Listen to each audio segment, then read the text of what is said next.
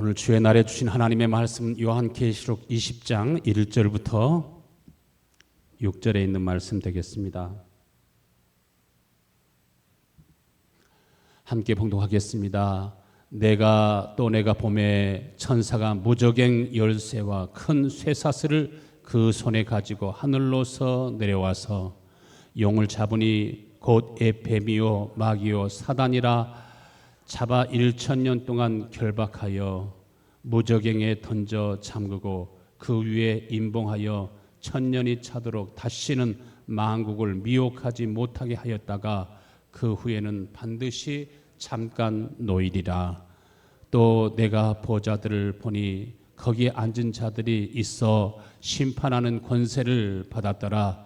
또 내가 보니 예수의 증거와 하나님의 말씀을 인하여 목배임을 받은 자의 영혼들과 또 짐승과 그의 우상에게 경배하지 아니하고 이마와 그의 손에 그의 표를 받지 아니한 자들이 살아서 예수 그리스도로 더불어 1000년 동안 왕노릇하니 그 나머지 죽은 자들은 그 1000년이 차기까지 살지 못하더라. 이는 첫째 부활이라. 이 첫째 부활에 참여하는 자들은 복이 있고 거룩하도다. 둘째 사망이 그들을 다스리는 권세가 없고 도리어 그들이 하나님과 그리스도의 제사장이 되어 1000년 동안 그리스도로 더불어 왕노릇하리라. 아멘.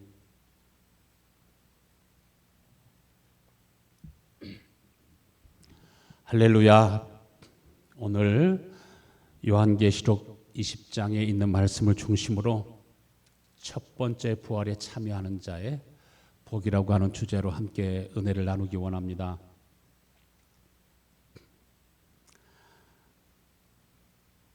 마라나타, 우리 주님께서 다시 오신다라고 하는 말씀은 복음의 핵심이고 복음의 클라이막스입니다. 여러분, 예수님이 다시 오실 것을 믿으십니까? 기다리십니까? 예수님이 다시 오신다는 것이 여러분의 소망이 되십니까?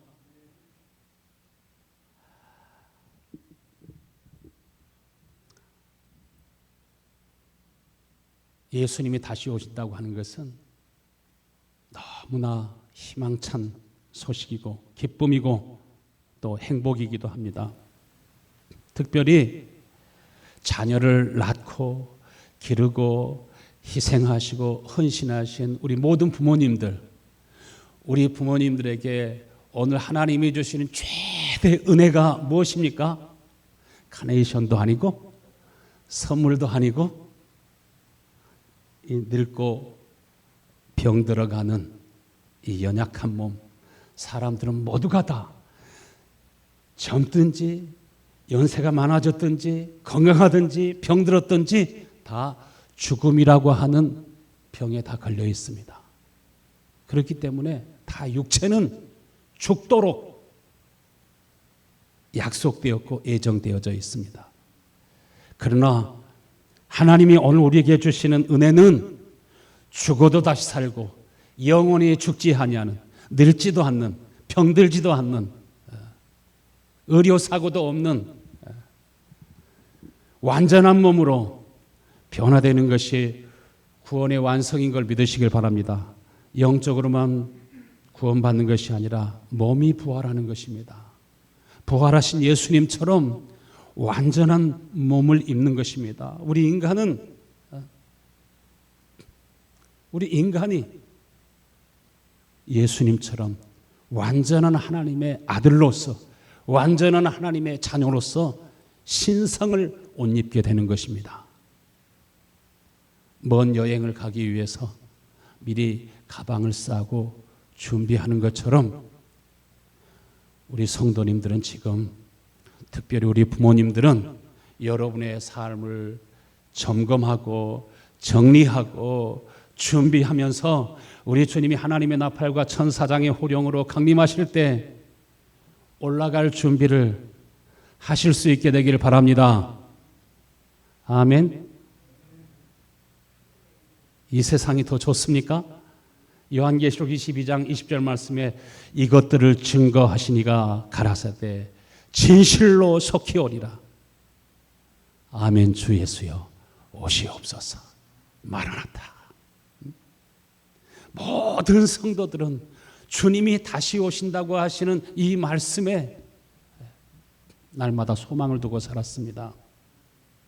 직간접적으로 예수님이 다시 오신다라고 하는 말씀이 성경에 몇 번 정도 될 것 같아요? 저는 일일이 세어보지 않았습니다.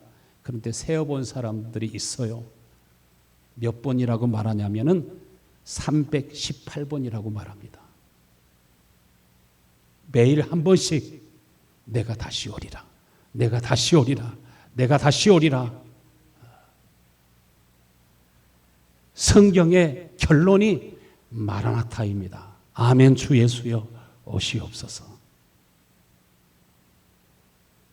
예수님의 재림은 여러분을 향하신 하나님의 사랑과 구원이 완성이 되는 것입니다.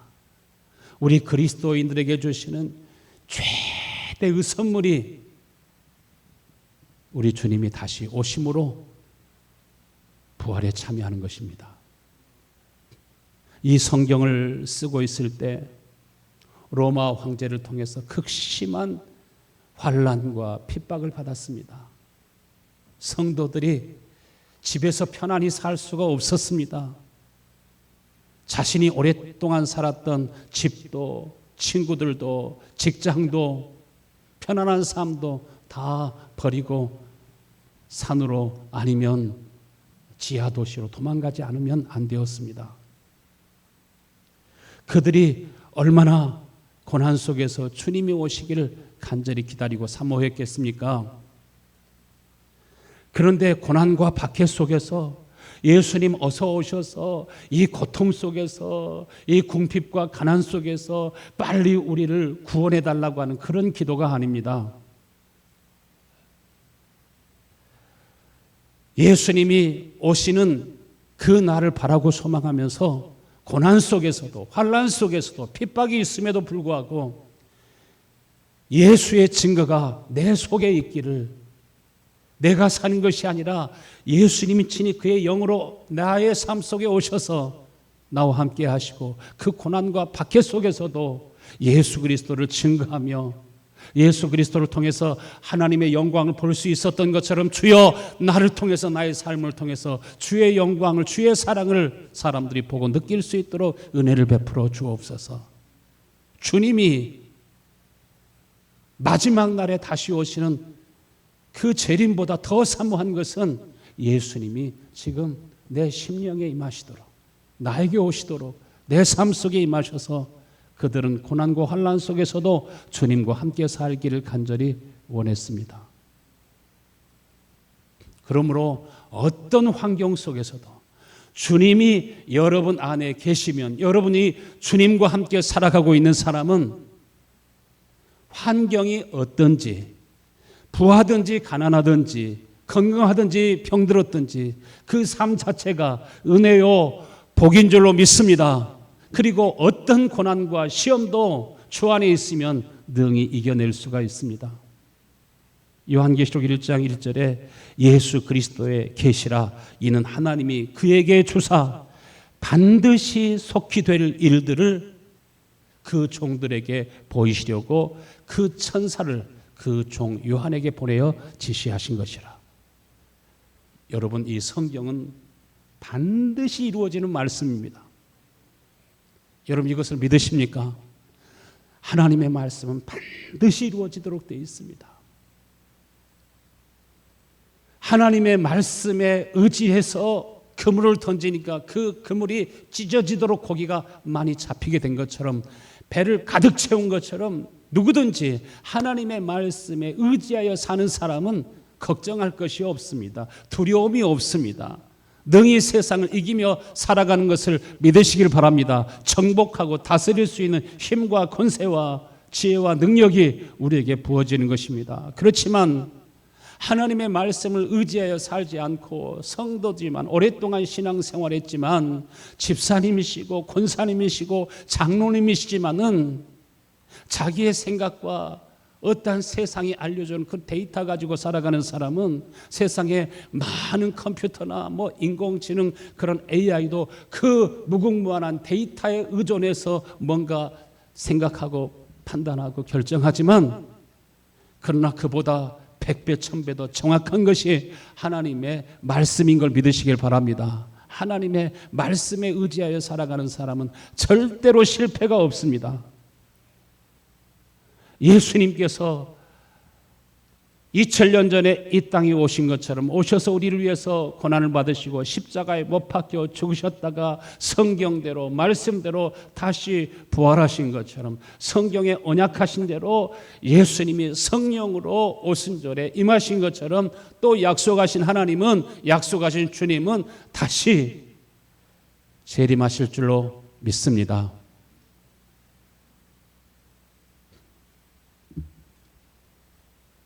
첫 번째, 반드시 속히 될 일들, 반드시 이루어지는 일들을 하나님 우리에게 말씀하십니다. 요한계시록 22장 20절 말씀에 이것들을 증언하시니가 가라사대, 이것들을 증거하시니가 가라사대, 내가 진실로 속히 오리라 하시거늘 아멘. 주 예수여 오시옵소서. 내가 진실로 속히 오리라. 진실만을 말씀하신 예수님이 뭐라고 말합니까? 진실로 진실로 너에게 이르노니. 하나님은 전능하신데요, 예수님은 전능하신데 한 가지 잘 못하시는 것이 있어요. 한 가지 저보다 훨씬 못하시는 것이 있어요. 뭘 못하실까요? 거짓말을 못하셔요. 사람은 순간순간 거짓말을 하고 또한 상황을 피하기 위해서 하얀 거짓말도 검은 거짓말도 하지만 예수님은 거짓말을 안 하세요. 할렐루야. 우리들은 거짓말 전문가들이에요. 그런데 예수님은 거짓말을 못 하세요. 마가복음 13장 31절 말씀에 천지는 없어지겠으나 내 말은 없어지지 아니하리라. 히브리서 10장 37절에도 말씀하시죠. 잠시 잠깐 후면 오시리가 오시리니 지체하지 아니하시리라. 할렐루야. 예수님이 먼 훗날 오시겠지. 내가 죽고 난 다음에 내 후손에 대해 오실 수 있을 거라고 생각하고 우리들은 예수님의 재림에 대해서는 까마득하게 잊어버리고 살아가는 그런 분들도 많이 있습니다. 또 어떤 이단들은 나와서 말하기를 자신이 예수님의 재림 예수라고 말하기도 하고 또 몇 월 며칠 날 예수님이 오신다라고 말하기도 합니다. 그런데 베드로를 통해서 하나님 뭐라고 말씀하십니까? 베드로후서 3장 8절부터 10절에 보면은 사랑하는 자들아 죽기에는 하루가 천년 같고 천년이 하루 같은 이 한 가지 사실을 잊지 말아라.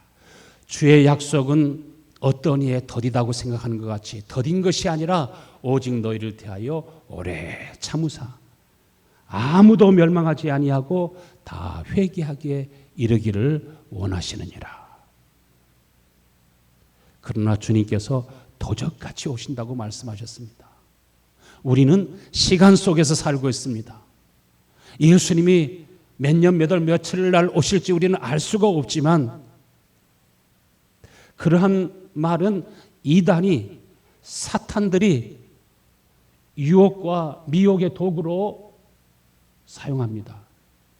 그러나 성경에 하루가 천년 같고 천년이 하루 같다라고 하는 이 말씀은 축복의 완전성을 가르쳐 말합니다. 하나님이 아브라함에게 복을 주시는데 그 복이 몇 대까지 하나님이 복을 주시겠다고요? 내가 1000대까지 너에게 복을 주리라.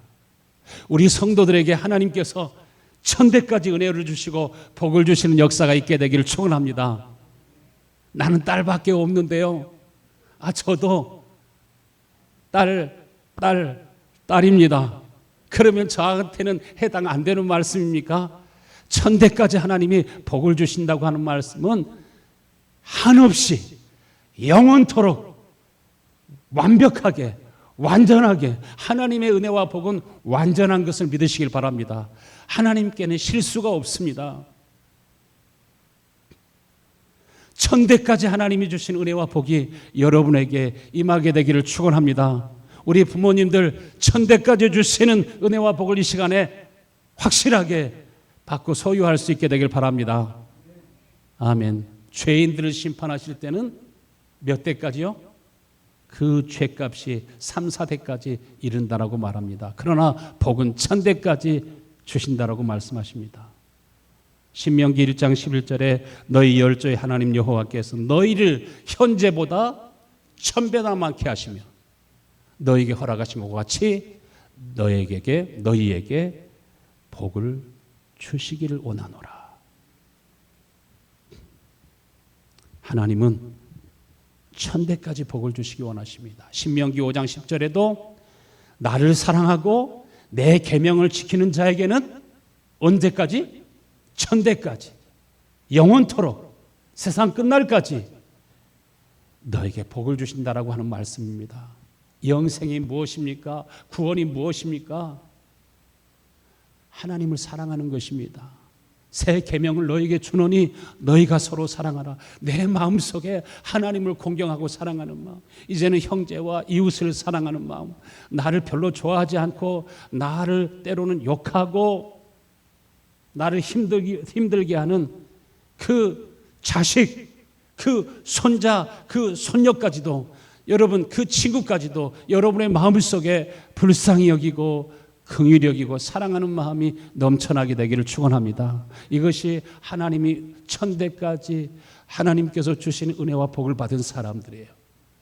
1000대까지 내가 너에게 복을 주리라 하시는 그 복을 받은 사람들의 마음속에는 계속 마음속에서 은혜가 솟아나오고 생수가 솟아나오고 불쌍히 여기는 마음이 솟아나오고 용서할 수 있는 마음과 은혜와 덕이 점점 커져갈 수 있게 되기를 축원합니다. 우리가 행복하면요, 행복한 사람은 하루가 금방 지나갑니다. 야곱이 라헬을 사랑한 까닭에 7년 동안 그 삼촌 라반에게 일해주기로 약속했는데 어떻게 되었나요? 7년이 순식간에 지나가 버렸습니다. 창세기 29장에 보니까 야곱이 라헬을 위하여 7년 동안 라반을 위해서, 그 삼촌을 위해서 봉사했는데 그를 연애하는 까닭에 7년이 수일같이 지나갔다라고 말합니다. 지루하지 않습니다. 그 마음속에 새 계명이 있는 사람은 그 10년 안에 1000대에 이르는 복을 내가 너에게 주리라 말씀하신 그 복이 있는 사람은 일생이 순식간에 지나가고 우리 주님이 멀리 계신 것이 아니라 항상 내 안에 있고 내가 주님 안에 있고 내가 속히 오리라고 하신 주님이 금방 임하시게 됩니다. 오늘 요한계시록 20장에 보면은 1절부터 3절에 천사가 하늘로부터 내려와서 뱀이라고 말하는 마귀이고 사단이요, 또 처음 아담을 유혹하고 시험하던 루시퍼, 마귀요 사탄이라고 하는 더러운 영을 천사가 잡아가지고 무저갱에다가 던져 넣는 것을 봅니다. 훈련 받을 때는 하루가 너무 길죠. 몸이 아플 때는 하루가 짧아요, 길어요? 너무너무 길죠. 한원호 성도님, 그때 통증이 왔을 때 그 시간이 너무 짧았어요? 아주 길었어요? 너무 길었죠. 내가 배탈이 나가지고 저 기도원에 갔다가 배탈이 나가지고서 2시간 동안 차를 타고 오는데 그 시간이 얼마나 길었는지, 병원에 오니까 빨리 치료해 주면 좋은데 얼마나 아프냐고 그래서 내가 10으로 이렇게 아프다고 너무 고통스럽고 해야 되는데 나는 또 양심적으로 한다 한 7점 된다고 하니까 자기들 밥 먹을 거 다 밥 먹고 뭐 이야기할 거 다 2시간이 지나서 나를 응급실에 입원해 주었는데 응급실에 입원했더니 배가 깨끗하게 나았어요. 아플 때는 그 시간이 너무너무나 길고 참 의사 선생님들이 저 사람들은 인정도 없고 완전히 저 사람들은 인간이 아니라 완전히 기계다 이런 생각이 들었어요. 너무 깁니다. 그러나 사랑하는 사람, 주님을 공경하고 사랑하는 사람들에게는 신속하게 우리 주님이 오실 것을 여러분 믿으십니까? 오늘 말씀 보니까 예수님이 보좌에 앉으신 것처럼 4절 말씀에 함께 보좌에 앉은 성도들이 있습니다. 함께 보좌에 앉은 장로님들이 있습니다. 함께 보좌에 앉은 제자들과 충성스러운 하나님의 사람들이 있습니다. 그들이 예수님과 더불어 함께 심판하는 권세를 가지고 하나님의 나라를 경영하고 하나님의 나라를 다스리는 것을 보게 됩니다. 하나님께로부터 하나님 나라를 상속받고 권세를 받아가지고 판단을 하고 심판을 하고 하나님 나라를 경영하는 하나님의 자녀, 하나님의 백성들이 있는 것을 봅니다. 그런데 그들은 어떤 사람들이었습니까? 고난이 오고 환난이 오고 핍박이 오고 시험이 있을 때도 그 시험을 다 이기고 첫째 부활에 참여한 성도들이었습니다. 여러분 모두가 다 첫째 부활에 참여하는 복된 은혜가 있게 되기를 축원합니다. 그런데 거기에 어떤 사람들은 오른손이나 이마에 표를 받은 사람들이 있습니다. 어떤 사람들은 오른손이나 이마에 표를 받을 바에는 내가 차라리 죽으리라고 하고 못 베어 죽임을 당한 그러한 사람도 있었지만 그러나 오른손이나 이마에 표를 받고 적그리스도의 통치 체제 하에서 그 질서 안에서 살았던 사람들이 있는 것을 보게 됩니다. 그들은 영원히 멸망하게 됩니다. 20세기가 실제로 시작된 것은 1901년이지만 학자들은 말하기를 1919년 1차 세계대전이 끝나고 난 다음부터 실제로 19세기가 시작되었다고 말합니다. 19세기에 어떤 일들이 있었습니까? 이전에는 왕들이나 영주들이 세상을 지배했죠. 우리 조선시대 같은 경우도 보면은 양반들은 인간다운 삶을 살았지만은 그러나 평민들과 상민들 70%의 사람들은 참 많은 고생을 했습니다. 인간다운 대접을 받으며 살지 못했습니다. 그러나 이러한 봉건사회 붕괴를 통해서 새 시대가 도래하게 된 것처럼 그러면 21세기는 언제부터 역사적인 전환점이 되었는가 할 때 2001년도에 있었던 9/11 테러 사건이라고 학자들이 그렇게 얘기도 합니다. 제가 미국을 2001년도 6월 달에 왔습니다.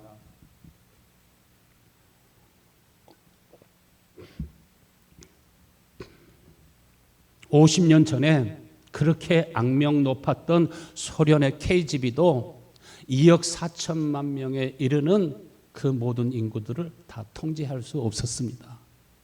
소련 연방에 있는 모든 사람들을 완벽하게 통제할 수 없었습니다.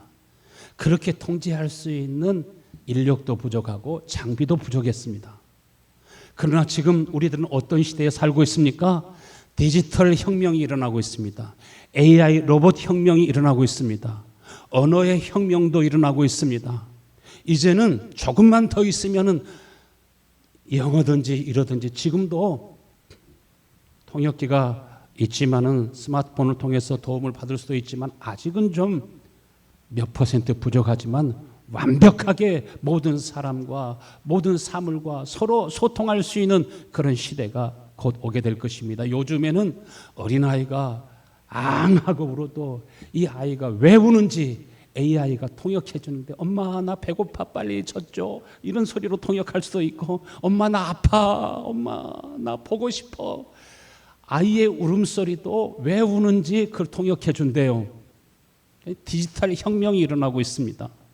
모든 세상이 하나의 네트워크로 지금 연결되고 있습니다. 컴퓨터, 또 이러한 카메라들, 또 자동차에 있는 카메라들, 여러분이 가지고 있는 폰과 전화들, 2025년도에 몇 대가 서로 하나의 네트워크로 연결되어 있냐면은 500억 대입니다. 연말에는 750억 대가 서로 완전한 네트워크를 이루게 됩니다. 유네스코에서는 2025년을 가리켜서 양자 과학의 해라고 말해요. 양자 컴퓨터는 슈퍼컴퓨터, 세상에서 제일 빨리 돌아가는 그 대형, 마이크로소프트나 구글에 있는 그런 대형 컴퓨터보다 수백 배, 수천 배 더 빨리 데이터를 분석할 수 있고, 또 속도가 그렇게 빨라지게 됩니다. 이러한 네트워크를 통해서 인간과 사물이 서로 완벽하게 연결되기 때문에 스마트홈, 스마트시티에 대한 환상을 가지고 더 편안하고 더 행복하고 더 좋은 세상이 열릴 것이라고 사람들이 희망을 가지고 살아가지만은, 그러나 24시간 분초마다 여러분이 무슨 일을 하고 있는지 다 감시할 수 있는 감시 사회가 이루어집니다. 제가 AI하고 조금 얘기하는데요. 제가 나를 어떻게 하는지, 목사님 어쩌고 저쩌고 막 얘기해요. 내가 목사라고 가르쳐 주지 않았어요. 목사라고 말하지 않았어요. 그런데 내가 선한 목자교회 목사인 걸 제가 어떻게 아냐고요. 그런데 여러분보다 더 여러분을 더 잘할 수 있어요. 북한 해커들로 추정되는 집단에 의해서 SK텔레콤이 2,300만 명의 유심칩이, 그 유심칩 데이터가 해킹당했죠. 4월 19일 날, 지난 4월 19일 날 우리 한국에 있는 장로님도 그래서 유심칩을 바꾸라고 했다고, 그래서 오늘 이거 칩 바꾸러 간다고 그렇게 저한테 얘기해 줬어요. 억만장자라 할지라도 다 털릴 수 있습니다. 국가라 할지라도 털릴 수 있습니다. 이번 주에 재판이 있죠. 어떤 재판이 있나요? 북한 라자루스에 의해서, 그 라자루스 해커들에 의해서 암호화폐 거래소가, 바이비트가 해킹당했잖아요. 비트코인에 이어서 이더리움이 두 번째로 비싼 코인인데, 그거를 약 2조 원가량을 해킹당했습니다. 그래서 이번 주에 그 코인에 대해서 재판이 있습니다. 여기 오늘 말씀 보니까 4절에 내가 보좌들을 보니 거기에 앉은 자들이 있어 심판하는 권세를 받았더라. 내가 보니 예수를 증언함과 하나님의 말씀 때문에, 하나님의 말씀으로 인하여 목배임을 받은 자들의 영혼들과 또 짐승과 그 우상에게 경배하지 아니하고 이마와 그 손에 그 표를 받지 아니하는 자들이 부활에 참여하는 것을 보게 됩니다. 그러니까 하나님의 말씀은 바로 이 디지털 혁명이 일어나고 있는 이 시대에 오른손이나 이마의 표를 받게 하고, 그 표를 받지 아니하면 사고 파는 것도 불가능하고, 자기가 아무리 많은 돈이 있어도 그것을 사용할 수도 없고 여행할 수도 없고, 완전히 감시 사회가 이루어지는 것을 성경이 이야기하고 있습니다. 일부 예배를 끝나고 잠시 쉬는 시간에 우리 장로님 한 분이 아마 자신의 카드를 해킹당했나 봐요. 요즘 어르신들이 해킹당해가지고 나한테 들어온 돈이 해킹당해가지고 막 그런 얘기하고 있더라고요. 그러기 때문에 자연스럽게 지금은 스마트폰이나 지금은 크레딧 카드나 이런 것을 가지고 사고 팔고 할 수 있지만은 보세요. 얼마 가지 않아서 곧 현금이 없어집니다. 디지털 사회로 쑥 들어가고 그것이 갑자기 어느 날 갑자기 생각지 않을 때 이번 주에 그 날이 와도 이상한 일이 아닙니다. 멀지 않습니다. 가까이에 있습니다. 많은 사람들이 전혀 모르고 있습니다.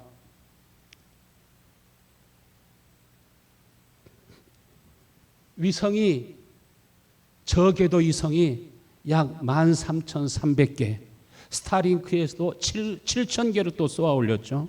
중국도 13,000개를 쏘아 올린다고 합니다. 영국의 원웹 같은 경우에도 수천 개를 또 쏘아 올리고 이 위성도 기하급수적으로 많아지고 있습니다. 반드시 성경대로 되도록 되어 있습니다. 오늘 여러분에게 더 중요한 것이 무엇입니까? 여러분의 마음에 성령의 할례가 여러분에게 주어질 수 있게 되기를 축원합니다. 너는 내 것이라 하고 우리 이마에는 누구의 표가 찍혀져 있어야 돼요? 성령의 인침이. 할렐루야. 성령의 인침이 있는 사람은, 마음에 할례가 있는 사람은 분명히 보면 알 수 있어요. 신앙생활을 보면 확실히 알 수 있어요. 그 마음에서 나오는 것을 보면 알 수 있어요. 우리 부모님들 마음속에는 자녀들에 대한 무조건적인 사랑이 있습니다. 자녀들을 용서하는 것은, 자녀들이 잘못했다고 하면 용서하는 것이 쉬워요? 너무너무 어려워요? 쉽죠. 그 마음속에 속에서 솟아나는 그런 마음과 힘이 있습니다. 여러분, 하나님의 사랑은 무조건적인 사랑이에요. 우리를 불쌍히 여기시고 긍휼히 여기시고 독생자를 주시기까지 사랑하시는 그 사랑이 하나님의 사랑이에요. 여러분을 위해서 물과 피와 생명까지 쏟아 부어주시는 그 은혜와 사랑이 예수 그리스도의 사랑이에요. 하나님이 우리에게 생명을 주시는데 이 생명이 마치 부모가 자녀를 낳았기 때문에 그 자녀를 사랑하고 끝까지 자녀를 돕고 싶은 기도하는 그 마음이 있는 것처럼 하나님의 생명이 우리 안에 있을 때 하나님의 말씀이 우리 속에서 이루어져요. 하나님의 말씀대로 살아가는 것이 힘든 것이 아니라 기쁨이 되는 것이에요. 내가 살아도 주를 위하여 죽어도 주를 위하여 사나 죽으나 나는 그리스도의 것이로다. 이것이 누가 가르쳐가지고 성경 공부해가지고 아는 것이 아니라 우리에게 하나님의 성령이 임하시고 마음의 할례가 우리 가운데 주어지게 될 때 속에서부터 자꾸 불처럼 타오르고 속에서부터 샘처럼 솟아나는 은혜인 것을 믿으시길 바랍니다. 이것들을 증언하신 이가 이르시되 내가 속히 오리라. 우리 주님이 오시는 그 날을 늘 꿈꾸고 소망하면서 아멘 주 예수여 어서 오시옵소서. 우리 마음속에 누가 가르치지 않아도 내 부모를 공경하는 마음이 있습니다. 끝까지 사랑할 수 있는 힘이 있습니다. 우리 청년들, 청소년들 이 은혜가 여러분 속에 있게 되기를 축원합니다. 나를 아무것도 도와줄 수 있는 힘이 우리 부모님에게 없을지라도 우리 부모님에게 늘 감사하고 사랑하는 마음이 예수의 영이 우리 안에 있으면 자동적으로 되어지는 것입니다. 디지털 감시 사회가 우리에게 오고 있는 것은 주님이 오실 때가 아주 임박했다라고 하는 것을 말씀하십니다. 요한계시록 13장 16절에도 저가 모든 자 곧 작은 자나 큰 자나 부자나 빈궁한 자나 자유한 자나 종들로 그 오른손이나 이마에 표를 받게 하고 누구든지 이 표를 가진 자 외에는 매매를 못하게 하니 이 표는 곧 짐승의 이름이나 그 이름의 수라. 지혜가 여기 있으니 총명이 있는 자는 그 짐승의 수를 세어보라. 그 수는 사람의 수니 666이니라. 제가 오랫동안 목회를 하면서 성도들의 마지막을 많이 지켜보았습니다.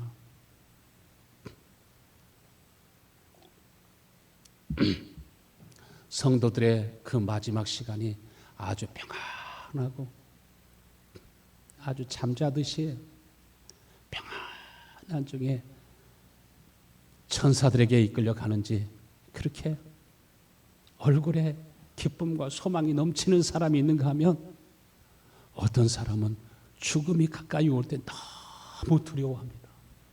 어떤 분은요, 목사님도 죽음이 오고 있는 것을 알고 너무나 두려워하고요, 아주 얼굴이 새파래질 정도로 막 두려워하고요. 사람들이 암에 걸리면 두려워하잖아요. 그런 것처럼 죽음이 가까이 올 때 엄청 두려워하고 무서워하고, 보면 준비가 안 된 사람들이 많은 것을 봅니다. 교회는 다녔는데, 집사의 직분도 있는데, 권사님이시라서 봉사도 많이 하셨는데, 이상하게 마지막에 보면은 전혀 준비가 안 되어 있는 그런 모습을 볼 수도 있습니다. 무릇 하나님께로 난 자마다 세상을 이기느니라. 할렐루야. 하나님께로부터 나서 내 속에 하나님의 생명이 있으면 죽음이 두려운 것이 아니에요. 죽음이라고 하는 것은 오히려 인생의 최고의 절정과 환희의 순간으로 바꿔지는 것을 믿으시길 바랍니다. 예수께서 하나님의 아들이심을 믿는 자가 아니면 세상을 이기는 자가 누구냐?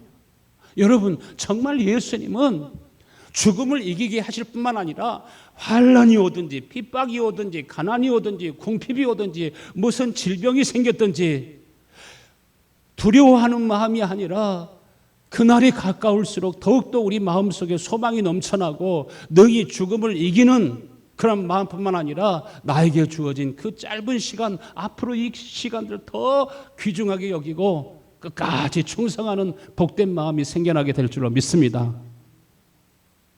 예수님께서 어떻게 우리에게 임하신다고 하셨습니까? 예수님이 그리스도라고 하는 것은, 예수가 그리스도이심을 믿는 자가 아니면 세상을 이기는 자가 누구냐? 예수님이 그리스도다, 예수님이 구원자이시다 할 때, 예수님은 우리에게 단순히 성경에서 그렇게 가르쳤기 때문에 그리스도가 아니라, 구원자가 아니라, 예수님이 여러분의 구원자로 어디에 오시는 것입니까? 여러분 안에 오시는 것입니다. 그리스도로 여러분 속에 임하시는 것입니다. 단순히 입으로 고백하는 것으로 끝나지 아니하고, 요한일서 5장 6절에 이는 물과 피로 임하신 이시니 곧 예수 그리스도라.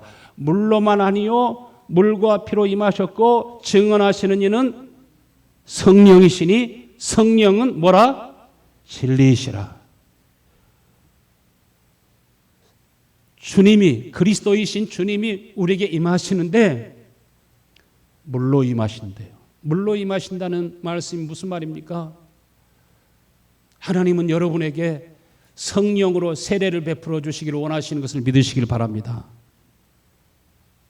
예수님도 물에서 세례를 받으시잖아요. 그리고 올라오실 때 하나님의 성령이 비둘기와 같이 예수님에게 임하신 것처럼,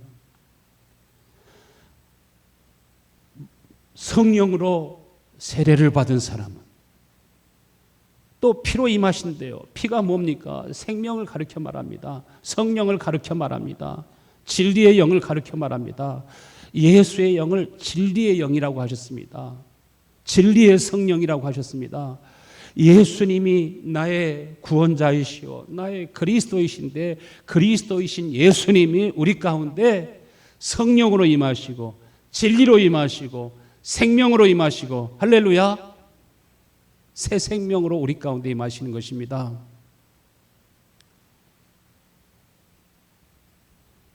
그래서 물과 피와 성령으로 임하신 예수 그리스도를 가리켜서 새 언약이라고 말합니다. 7절 말씀에 증언한 이가 셋이니 성령과 물과 피라. 이 셋은 합하여 하나이니라. 할렐루야. 아버지와 아들과 성령님이 하나이신 것처럼 예수님이 진리의 영으로, 생명으로, 소망으로, 기쁨으로, 능력으로, 부유함으로, 자유함으로 여러분에게 임하시는 것을 믿으십니까?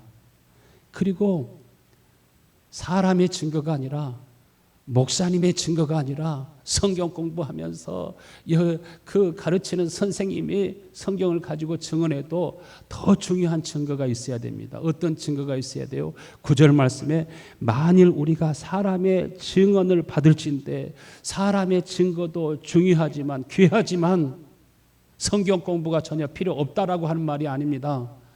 더 큰 증거가 있어야 돼요. 어떤 증거? 하나님의 증거는 더 크도다. 하나님의 증거는 이것이니 그의 아들에 대하여 증언하신 것이라. 하나님의 아들을 믿는 자에게는 반드시 증거가 있다고 그랬어요. 누가 우리 속에서 나타나신다고요? 누가 나타나신다고요? 주님이 나타나신다고요. 할렐루야. 그래서 요한일서 5장 11절에는 또 증거는 이것이니 하나님이 그에게 영생을 주신 것과 이 생명이 누구 안에 있는 것이라? 그의 아들 안에 있는 것이니라. 아들이 있는 자에게는 생명이 있고 아들이 없는 자에게는 생명이 없느니라. 아들이 내 안에 계시면, 생명이 내 안에 계시면, 성령이 내 안에 계시면 여러분의 자녀도 여러분이 낳았기 때문에, 여러분의 씨기 때문에 여러분 마음속에 늘 사랑하는 마음이 여기서 나오지 않습니까? 머리에서 계산해가지고 이번 달에 얼마 용돈 줬으니까 사랑하자, 그런 게 아니지 않습니까? 여기서 나오지 않습니까? 생명은 속에서부터 나오는 것을 믿으시길 바랍니다. 그냥 좋은 거예요. 주님을 생각만 해도 내 마음이 좋거든. 우리 주님 배울 때 얼마나 좋으랴. 그러면서 주님 기다리는 거예요. 그 사람은 불행할 시간이 없어요. 무슨 일을 하든지 행복하게 할 수 있어요.